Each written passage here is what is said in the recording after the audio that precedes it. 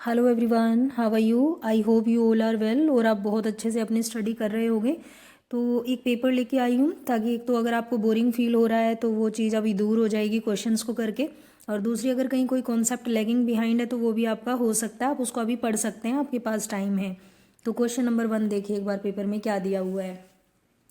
समझ आ गया होगा आपको, मोलर आयनिक कंडक्टिविटी की बात हो रही है तो कोलार्श लॉ से क्वेश्चन है ये, और आपको एल्यूमिनियम आयन और सल्फेट आयन की मोलर लिमिटिंग कंडक्टिविटी दी गई है। ठीक है, आयोनिक कंडक्टिविटी इनकी दी गई है, और आपको बोला गया है calculate the value of limiting molar conductivity of aluminium sulphate. तो इसकी आपको कैलकुलेट करनी है। इसमें जस्ट करना क्या होता है, कोलार्श लॉ आपको कहता है कि जब आप मोलर कंडक्टिविटी निकालते हो, लिमिटिंग मोलर कंडक्टिविटी आप निकालते हो किसी सोल्ट के लिए, तो उसके आयंस के मोलर कंडक्टिविटी का आप क्या कर देते हैं, सम कर देते हैं। जो भी उसके पास आयन है ना, उनकी लिमिटिंग मोलर कंडक्टिविटीज़ का आपको क्या करना होता है, सम करना होता है। तो आपको दिया गया है Al2SO4 whole thrice, aluminium sulphate दिया गया है। आप पहले देखो आयन कितने बनेंगे, तो इसमें 2 बन गए, एल्यूमिनियम 3 पॉजिटिव, और 3 आयन इसमें बन गए हैं सल्फेट 2 नेगेटिव, यही बन रहे हैं। अब वैल्यू पुट करें, देखो 2 रखिए, एल्यूमिनियम की वैल्यू कितनी दे रखी है, 189 दे रखी है। सिमिलरली अब आप यहाँ पे 3 लिखेंगे, सल्फेट की वैल्यू आपको 160 दे रखी है, तो आप सोल्व करिए और इससे आपका आंसर आ जाएगा। समझ आ गई बात? ठीक है, नेक्स्ट क्वेश्चन देखते हैं। नेक्स्ट है हमारे पास, which of the following acid represent vitamin C. Vitamin C क्या है, तो एस्कॉर्बिक एसिड को विटामिन सी बोला जाता है। और विटामिन सी की डेफिशिएंसी जो डिजीज़ है वो स्कर्वी है, जिसमें ब्लीडिंग गम्स जिनको आप बोलते हैं।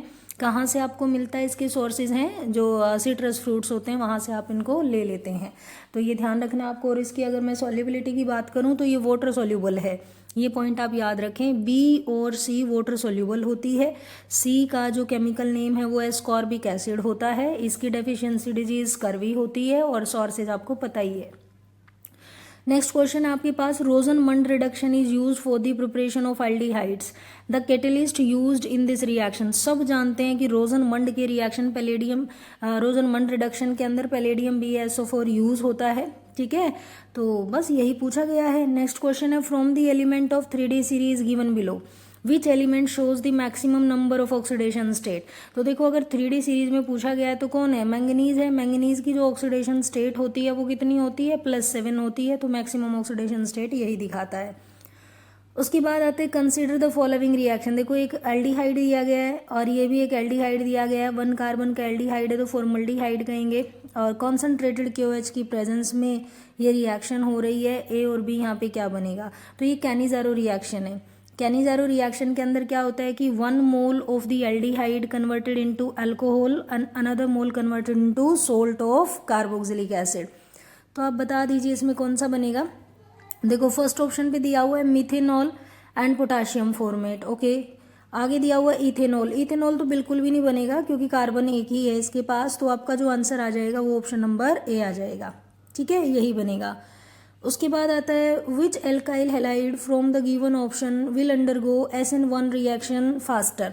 SN1 रिएक्शन, तो SN1 रिएक्शन डिपेंड करती है कार्बोकेटायन पे, तो जहाँ पे स्टेबल कार्बोकेटायन बन रहा होगा वहीं पे आपकी SN1 रिएक्शन फास्टर हो रही होगी। तो देखिए फटाफट से, टर्शरी कार्बोकेटायन कहाँ पे दिख रहा है आपको, तो ये जो फर्स्ट वाला है यही आपका टर्शरी कार्बोकेटायन है, यहीं पे SN1 रिएक्शन फास्टर होगी। नेक्स्ट क्वेश्चन है, the fraction of the molecule having the energy equal to और ग्रेटर देन एक्टिवेशन एनर्जी। तो क्या होता है ये होता है E माइनस EA/RT। ये वो फ्रैक्शन ऑफ मॉलिक्यूल हैं जिनकी जो एनर्जी होती है या तो इक्वल है या ग्रेटर देन है एक्टिवेशन एनर्जी से। नेक्स्ट है, identify the primary amine from the given option. Primary amine कौन सी होती है, प्राइमरी अमाइन देखो, प्राइमरी अमाइन क्या होगी कि जहाँ पे जो नाइट्रोजन एटम है ना अमाइन का, वो एक ही कार्बन से जुड़ा हुआ है और दूसरा इसके पास ना 2 हाइड्रोजन होते हैं, ये आपकी प्राइमरी अमाइन है। सेकेंडरी अमाइन कैसी रहेगी, जिसपे 2 एल्काइल ग्रुप लगे हुए होंगे, और टर्शरी अमाइन कौन सी होगी, जिसपे 3 एल्काइल ग्रुप लगे हुए होंगे। टर्शरी अमाइन पे आपको कोई हाइड्रोजन देखने को नहीं मिलेगा। तो इन्होंने आपसे पूछा है प्राइमरी, तो आप अपना आंसर चूज कर लें, यहाँ से सी ऑप्शन आ जाएगा। नेक्स्ट क्वेश्चन है, the general electronic configuration of D block elements. D block elements की जनरल इलेक्ट्रॉनिक कॉन्फ़िगरेशन कौन सी है, तो बताओ जरा कौन सी होगी। देखो सबसे बिल्कुल नेगेटिव ऑप्शन, ये तो हो ही नहीं सकता, देखो एस में कितने 3 इलेक्ट्रॉन डाल रहा है, तो ये तो गलत हो गया ना। और ढूंढिए आप फटाफट से, ये नहीं हो सकता, डी में 0। भाई डी ब्लॉक की बात कर रहे हैं, डी में 0 कैसे हो सकता है? तो ये दोनों तो बिल्कुल नहीं हो सकते। कौन सा होगा, ए या फिर बी? अब आप जल्दी से बताइए, ए होना चाहिए कि बी होना चाहिए? तो भाई आपका होगा ए ऑप्शन, क्योंकि ये थोड़ी ना है कि डी में हमेशा फुल्ली फिल्ड ही रहेगा। अगर डी में 1 इलेक्ट्रॉन है तो भी डी ब्लॉक कहलाएगा, 2 इलेक्ट्रॉन है तो भी डी ब्लॉक कहलाएगा, और 10 इलेक्ट्रॉन है तो भी डी ब्लॉक कहलाएगा। तो आपका ऑप्शन नंबर ए आ जाएगा इसमें। नेक्स्ट है match the reagent required for the following given reactions. Oxidation of primary alcohol to aldehyde. आपको प्राइमरी अल्कोहल को एल्डिहाइड में कन्वर्ट करना है, सब जानते हैं, बहुत कॉमन रिएक्शन है, पीसीसी आएगा इसका ऑप्शन। ठीक है, तो फर्स्ट कहा गया पीसीसी, फिर है ब्यूटेन टू ओन से ब्यूटेन टू ओल, ये रिडक्शन हुआ है, और रिडक्शन करने के लिए रिड्यूसिंग एजेंट आपको दे रखा है NaBH4। Bromination of phenol to 2,4,6 tribromophenol, तो ब्रोमीन वाटर, और जो लास्ट वाला ऑप्शन आपका ये आ जाएगा यहाँ पे। ठीक है, बहुत ईजी सा पेपर दे रखा है। आगे देखिए, in a given graph of zero order reaction the slope and intercept are. आपको एक तो स्लोप फाइंड करना है और एक आपको इंटरसेप्ट बताना है। तो क्या होगा, देखो ये जीरो ऑर्डर रिएक्शन है और इसमें जो स्लोप होता है ना वो इक्वल होता है -k के। ठीक है, -k स्लोप होता है इसका, और बस ये -k होता है। और एक ही ऑप्शन आ रहा है आपका, देखो ये रहा, क्योंकि यहाँ पे 2.303 है, यहाँ पे भी ऊपर वाले में पॉजिटिव k दे रखा है, तो ऑप्शन बी हो जाएगा। नेक्स्ट है nucleophilic substitution addition of Grignard reagent to ketone followed by hydrolysis with dilute acid forms. क्या बनेगा, एल्कोहल बनेगी। कौन सी एल्कोहल बनेगी, कीटोन पे कराया है ना। देखो कीटोन में आप ये देख रहे हो कि कार्बोनियल के दोनों साइड क्या होगा, एल्काइल ग्रुप होगा। अब जो ग्रिग्नार्ड रिएजेंट है वो भी तो एक एल्काइल ग्रुप यहाँ पे ऐड करेगा ना, तो जिसकी वजह से यहाँ पे टर्शरी अल्कोहल बनती है। कीटोन से हमेशा टर्शरी अल्कोहल बनती है ग्रिग्नार्ड रिएजेंट में। ठीक है, आगे देखिए नेक्स्ट क्वेश्चन क्या होगा। नेक्स्ट है हमारे पास असर्शन रीजन है, phenol are stronger acid than alcohol. बिल्कुल ठीक कह रहा है, फिनोल स्ट्रोंगर एसिड होते हैं। क्यों, क्योंकि हाइड्रोजन निकालने के बाद जो फिनोक्साइड आयन बनता है वो रेजोनेंस की वजह से स्टेबिलाईज हो जाता है।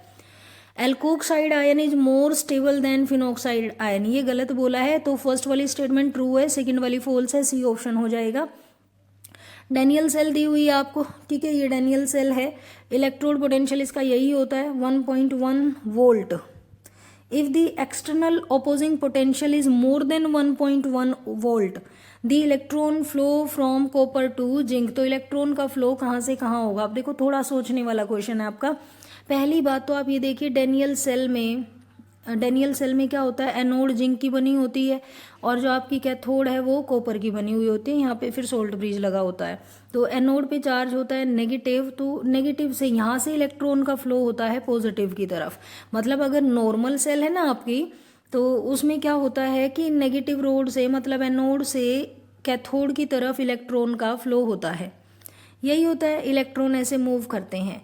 लेकिन अगर इसने बोला कि जो एक्सटर्नल पोटेंशियल है अगर वो ज़्यादा हो जाए किससे, ई नोट सेल से या ई सेल से, इससे ज़्यादा अगर हो जाए तो क्या होगा, तो रिवर्स हो जाएगी रिएक्शन। ओके, इसमें क्या हो जाता है, रिएक्शन रिवर्स हो जाएगी, तो कैथोड से एनोड की तरफ इलेक्ट्रॉन जाने लग जाएंगे, और कैथोड आपकी किसकी है, कॉपर की है, तो ये ठीक बोल रहा है। Cell acts like a galvanic cell, तो कहता है कि जो ये सेल है ये किसकी तरह बिहेव करती है, गैल्वेनिक, तो ठीक है ये भी बात। ओके, तो ये दोनों, इसमें आपका बी ऑप्शन आएगा। ओके, दोनों करेक्ट हैं।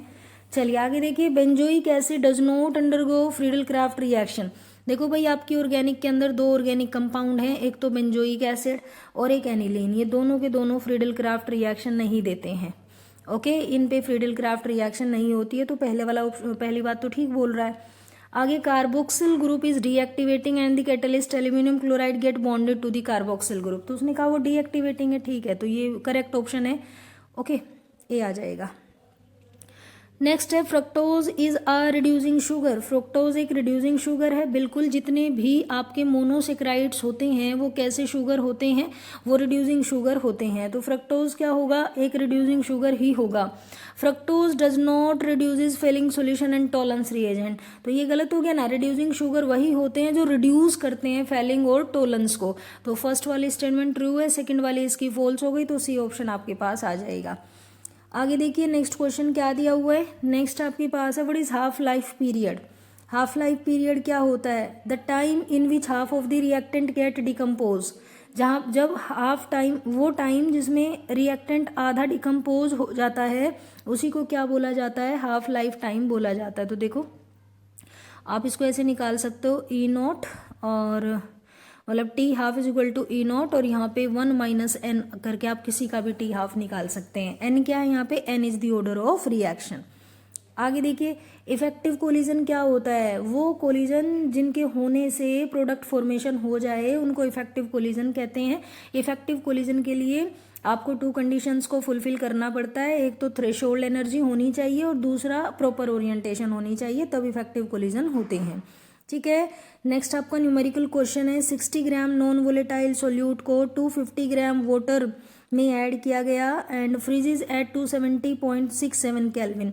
मतलब आपको बॉइलिंग पॉइंट दे दिया गया सोल्यूशन, फ्रीजिंग पॉइंट दे दिया गया सोल्यूशन का 270.67। ओके, ये आपको फ्रीजिंग पॉइंट दिया गया है। Calculate the molar mass of the solute, बहुत ईजी क्वेश्चन है। क्या लगाओगे, del T F is equal to K F into molality. Okay, everything is given, तो वैल्यू पुट करेंगे आप, आंसर आ जाएगा। आगे आता है, हाँ एक चीज़ और देखनी है भाई इस टाइप के क्वेश्चन में, कल आज तो खैर यहाँ पे तो सोल्यूट ही मेंशन नहीं है, सोल्यूट मेंशन नहीं है, जस्ट नॉन वोलेटाइल सोल्यूट बोला है इन्होंने। और अगर आपको सोल्यूट दे रखा है, सपोज ग्लूकोज दे रखा है, फ्रक्टोज दे रखा है, शुक्रोज दे रखा है, तो यहाँ पे आयोटा की वैल्यू 1 होती है इनके केस में। लेकिन लाइक NaCl दे देते, NaCl में 2 आयन बन सकते हैं, आयन बन सकते हैं तो आयोटा की वैल्यू 2 हो जाएगी, तो वो भी ध्यान रखना है आपको, आयोटा से भी मल्टीप्लाई करना है इसके फॉर्मूला को, मतलब del T F is equal to K F into molality, और इसको आपको आयोटा से भी मल्टीप्लाई करना है। बट नॉर्मल सोल्यूट के केस में आयोटा किसके बराबर आ जाता है, 1 के बराबर। Which of the following compound will react more rapidly by SN1, SN1 से कौन सा रिएक्ट करेगा, तो अभी हमने पहले ही क्वेश्चन में डिस्कस किया था, टर्शरी कार्बोकेटाइन जिसमें बन रहा है या स्टेबल कार्बोकेटाइन जिसमें बन रहा है वही SN1 रिएक्शन अंडरगो करेगा। Arrange the following compound in increasing order of their boiling point, boiling point का क्वेश्चन 100 इन 1% आपके पेपर में आएगा। कुछ बातें जान लो बॉइलिंग पॉइंट के बारे में, कि जो बॉइलिंग पॉइंट होता है वो डायरेक्टली प्रोपोर्शनल है वंडरवॉल फोर्स के, फर्स्ट ऑफ ऑल। ठीक है, वंडरवॉल फोर्स किसका, कौन से आइसोमर का ज़्यादा होगा, primary than secondary than tertiary, क्योंकि प्राइमरी का सरफेस एरिया ज़्यादा होता है। सेम नंबर ऑफ कार्बन देख लेना भाई, आइसोमर का मतलब ये होता है जिनका फॉर्मूला सेम है, स्ट्रक्चर डिफरेंट है। तो ये प्राइमरी सेकेंडरी टर्शरी कॉन्सेप्ट आपका किसके ऊपर चलेगा, जहाँ पे same number of carbon atom आपको दिए गए होंगे। ठीक है, इसके अलावा एक्सेप्शनली कुछ कंपाउंड्स का बॉइलिंग पॉइंट ज़्यादा हो जाता है, वो उन्हीं का ज़्यादा होगा जिनके अंदर क्या बनता होगा, हाइड्रोजन बॉन्ड, जो हाइड्रोजन बॉन्डिंग की कंडीशन को फुलफिल कर रहे होंगे। अब यहाँ पे निकालिए, ब्रोमोफोम, डाइब्रोमोमीथेन, क्लोरोमीथेन, ब्रोमोइथेन। देखो बाकी सब में क्या है, मीथेन है, लेकिन लास्ट वाले में क्या दिया हुआ है, इथेन दिया हुआ है, तो सबसे ज़्यादा तो इसी का है, फर्स्ट नंबर पे इसका बॉइलिंग पॉइंट है। फिर है ब्रोमोफोम, क्या होता है, ब्रोमोफोम होता है CHBr3। डाइब्रोमोमीथेन क्या होता है, CH2Br2। और क्लोरोमीथेन क्या होता है, ये होता है CH3Cl। यही है। तो अब देखो, अब किसको चूज करोगे, सरफेस एरिया किसका ज़्यादा होगा, मोलिकुलर मास देखो ना किसका ज़्यादा होगा, इसका मोलिकुलर मास ज़्यादा होगा तो सेकंड नंबर पे इसको ले जाओ, थर्ड नंबर पे इसको ले जाओ और फोर्थ नंबर पे इसको। मतलब सरफेस एरिया देखते हुए आप मोलिकुलर मास को भी कंसिडर कर सकते हैं, वहाँ से ईजिली आप क्वेश्चन को कर लोगे। आगे है आपके पास, write the step wise mechanism of nucleophilic addition reaction in carbonyl compound. देखो भाई ये तो मैंने डिटेल में अपने चैनल पे भी कराया हुआ है, फिर भी मैं फटाफट आपको यहाँ पे दिखा देती हूँ। कार्बोनियल कंपाउंड ले लो आप, एक यहाँ पे एल्डिहाइड ले लिया मैंने, न्यूक्लियोफाइल का एडिशन आपको दिखाना है, तो ये लो न्यूक्लियोफाइल ने अटैक किया इस कार्बोनियल कार्बन के ऊपर, जिससे ये बॉन्ड ओपन हो गया। बॉन्ड ओपन हो गया तो ये बॉन्ड बन जाएगा आपका O नेगेटिव बन गया यहाँ पे, और यहाँ पे आपका न्यूक्लियोफाइल अटैच हो गया है, ये H आ गया है। लास्ट में आप यहाँ पे प्रोटॉन दिखा दें और प्रोटॉन O के साथ जुड़ जाएगा तो OH यहाँ पे बन जाएगा। ठीक है, हाइब्रिडाइजेशन की बात करूँ तो शुरू में जब डबल बॉन्ड था तो sp2 थी, और प्रोडक्ट में सिंगल बॉन्ड आ जाएगा तो sp3 हाइब्रिडाइजेशन आ जाती है। आगे टॉलिन से बेंजोइक एसिड बनाना है तो एक ही इलाज है इसका, KMnO4 से ट्रीट कराओ, है ना। तो यहाँ पे आप डालेंगे KMnO4 किसकी प्रेजेंस में, KOH की प्रेजेंस में, बाद वाले स्टेप में हाइड्रोलिसिस कर देंगे तो जितने मर्जी कार्बन हो बेंजीन के ऊपर, यहाँ पे कितने मर्जी कार्बन हो, यहाँ पे COH बन जाता है, एक ही COH यहाँ पे बन जाता है। इथेनॉल टू 3 हाइड्रोक्सी ब्यूटेनल, ये होएगा आपका एल्डोल कंडेंसेशन से आप करना क्वेश्चन को, आसान क्वेश्चन है।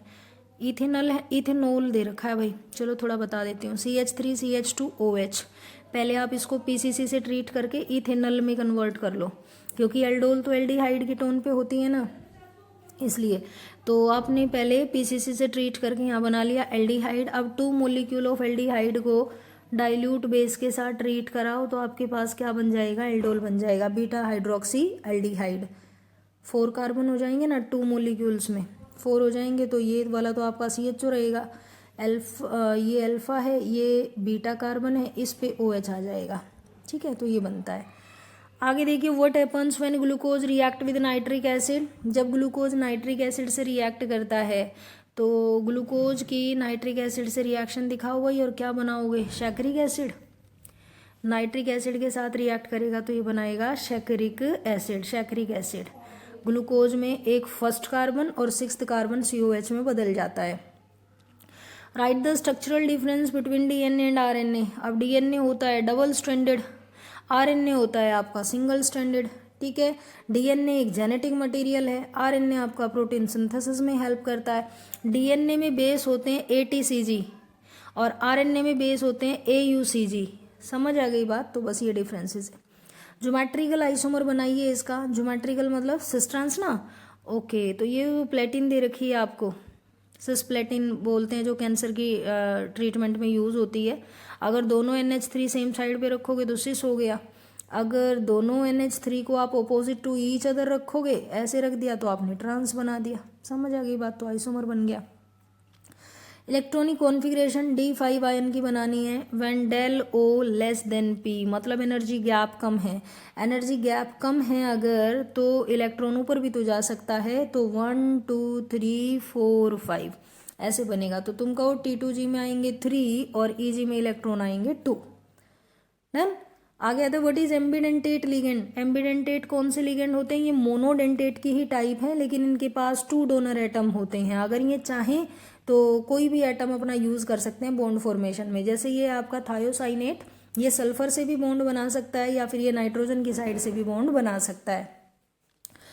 नेक्स्ट क्वेश्चन है हाइड्रोबोरेशन ऑक्सीडेशन, हाइड्रोबोरेशन ऑक्सीडेशन कौन सी है, बोरेशन B2H6 वाली रिएक्शन, THF होता है इसके अंदर और हाइड्रोजन पेरोक्साइड डाला जाता है और लास्ट स्टेप में बेस भी डाला जाता है, तो ये है। और ये एंटी मार्कोनिकोफ रूल के अकॉर्डिंग होती है, इसमें कोने पे कॉर्नर पे OH ग्रुप लगता है, प्राइमरी अल्कोहल बनाने की रिएक्शन है, एल्कीन से प्राइमरी अल्कोहल बनाने की ये रिएक्शन है। Williamson synthesis, Williamson ether synthesis है, ये एल्काइल हैलाइड की ये रिएक्शन है, यहाँ पे सोडियम एल्कोक्साइड रिएजेंट होता है और भाई बैक साइड अटैक होता है आपके एल्काइल हैलाइड के ऊपर, मतलब SN2 मैकेनिज्म से, और यहाँ पे क्या बन जाता है, ईथर बन जाता है, ये विलियमसन रिएक्शन है। Friedel craft alkylation of anisole, anisole क्या है, एरोमेटिक ईथर है एनीसोल, ये रहा आपका एनीसोल, और इसकी रिएक्शन कराओ आप, किसके साथ कराओगे, फ्रीडल क्राफ्ट एल्काइलेशन करनी है ना, तो एल्काइल हैलाइड ले लो AlCl3 की प्रेजेंस में, ये यहाँ पे गया, और जो ये CH3 बना है एल्काइल ग्रुप, ये ऑर्थो पे और पैरा पे आ जाएगा, क्यों, क्योंकि ये ग्रुप आपका इलेक्ट्रॉन रिलीजिंग ग्रुप है। आगे रीमर टिमान रिएक्शन, रीमर टिमान रिएक्शन कौन सी होती है, फिनोल की रिएक्शन किसके साथ है, chloroform plus NaOH, first step में ये डालोगे और लास्ट वाले स्टेप में हाइड्रोलिसिस कर दोगे और आपके पास बनेगा सैलिसल्डिहाइड। अगर ऑर्थो पोजीशन पहले से ही ऑक्यूपाइड है तो पैरा पे भी जा सकता है CHO, लेकिन मेजर प्रोडक्ट ऑर्थो वाला ही बनता है। डन। आगे देखिए, give chemical test to distinguish between, इनमें फिनोल और बेंजोइक एसिड, बेंजोइक एसिड आ गया ना तो बेकिंग सोडा NaHCO3, CO2 की फर्विसेंस आएंगे इसके साथ। प्रोपेनल एंड प्रोपेनोन, तो यहाँ पे प्रोपेनोन जो होता है ना, प्रोपेनोन CH3COCH3 होता है, तो बस फिर ये तो आइडोफॉर्म की कंडीशन है, CH3CO जहाँ दिख जाए वहाँ पे आइडोफॉर्म टेस्ट लग जाता है। कहते हैं इनमें से स्ट्रॉन्गर एसिड कौन सा है, तो देखो क्या दे रखा है, दोनों ही कार्बोक्सिलिक एसिड है। फ्लोरीन की पोजीशन देखो एक बार, इंडक्टिव इफेक्ट लगेगा यहाँ पे, फ्लोरीन जिसमें पास में लगा हुआ है ना COH ग्रुप के पास में, वही आपका स्ट्रॉन्गर एसिड होगा, क्योंकि इंडक्टिव इफेक्ट डिस्टेंस के साथ साथ डिमिनिश हो जाता है।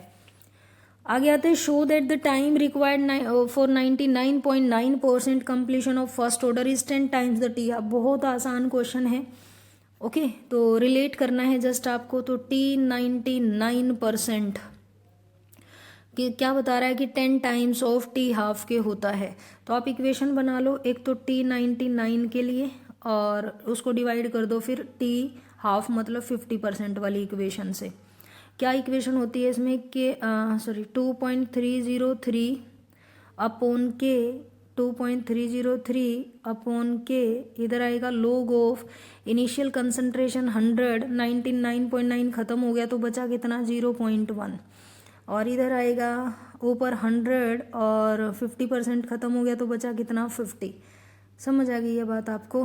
बस कर दो सॉल्व, यहाँ से आ जाएगा आंसर आपका।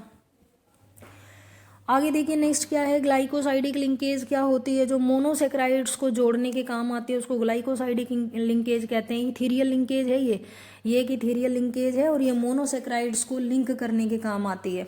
प्राइमरी स्ट्रक्चर ऑफ प्रोटीन क्या है, प्राइमरी स्ट्रक्चर ऑफ प्रोटीन है जहाँ पे अमाइनो एसिड एक पर्टिकुलर सीक्वेंस में जुड़े हुए होते हैं, उसी को हम क्या कहते हैं, प्राइमरी स्ट्रक्चर ऑफ प्रोटीन कहते हैं।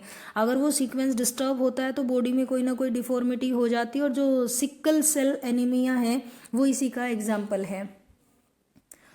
डाइसेक्राइड क्या होते हैं, डाइसेक्राइड किनको बोलेंगे कि जो दो मोनोसेक्राइड से जुड़ के बने हैं, जैसे कि आपका हो गया शुक्रोज, शुक्रोज एक डाइसेक्राइड है, तो इसकी स्ट्रक्चर के अंदर दो चीज़ें मिलती हैं, इसमें ग्लूकोज और फ्रक्टोज आपस में जुड़े हुए होते हैं, तो दो मोनोसेक्राइड से जुड़ के बने हैं जो, उसी को डाइसेक्राइड कहेंगे।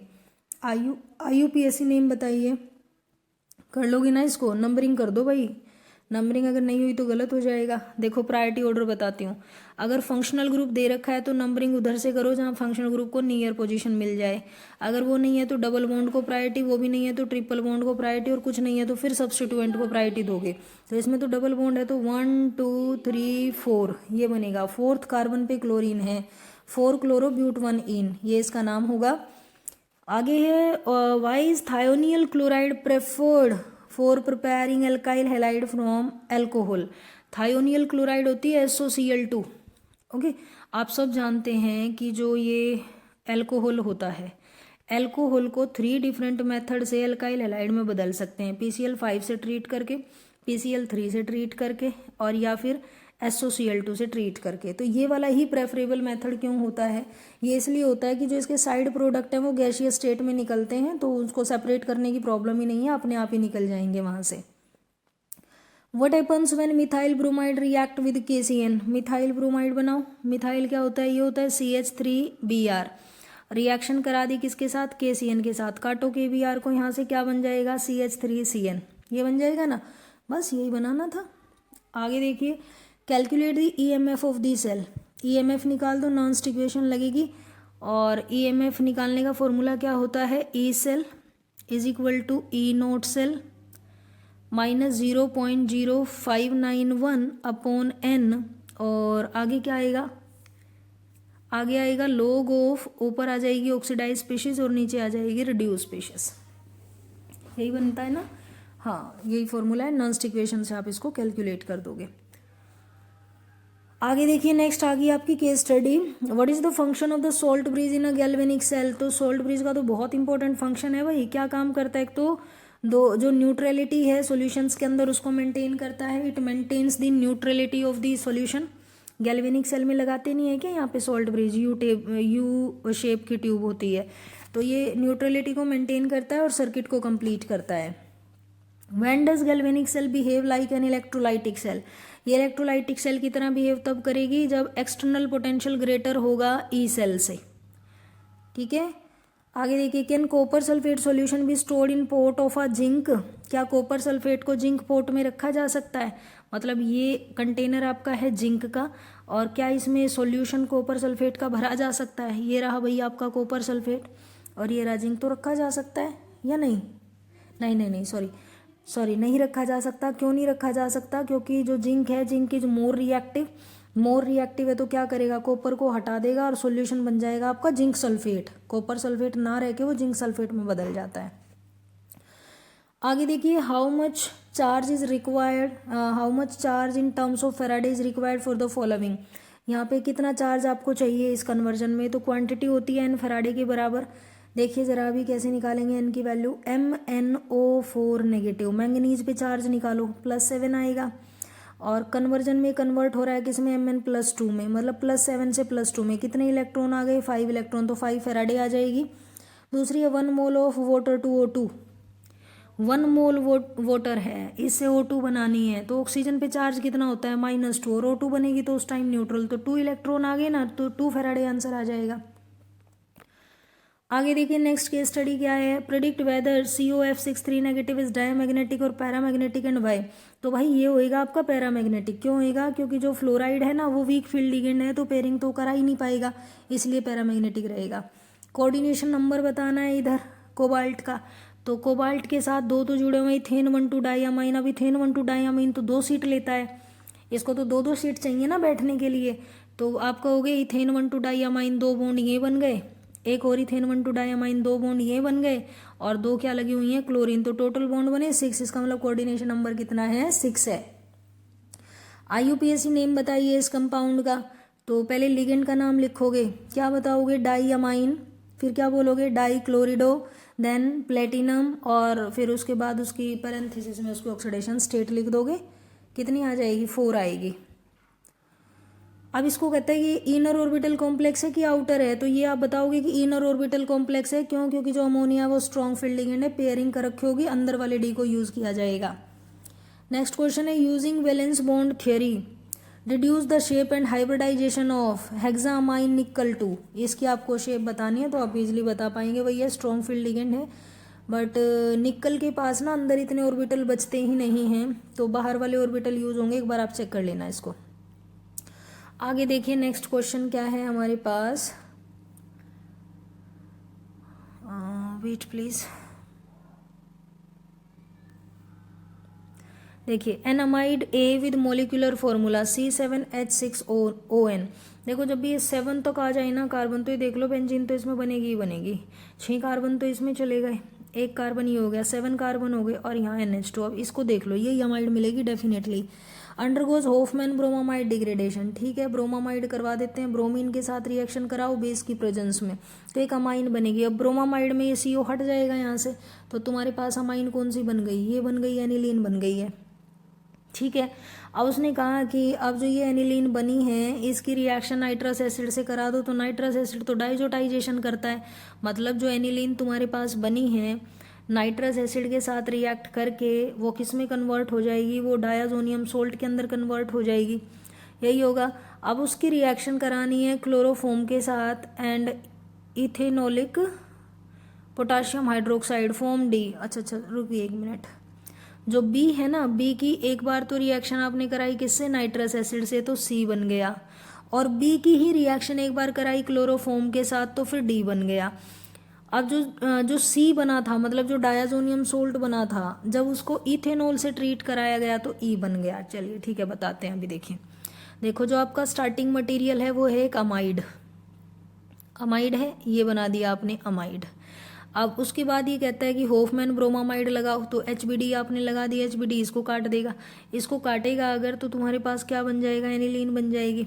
अब एनिलीन की एक बार तो रिएक्शन करा दो नाइट्रस एसिड से, नाइट्रस एसिड से रिएक्शन कराते ही aniline will be converted into diazonium salt, और एक जगह पे इसकी रिएक्शन करा दो क्लोरोफॉर्म के साथ, तो क्लोरोफॉर्म के साथ तो कार्बाइल अमाइन टेस्ट आएगा ना, और अमाइन आपका NC में कन्वर्ट हो जाएगा।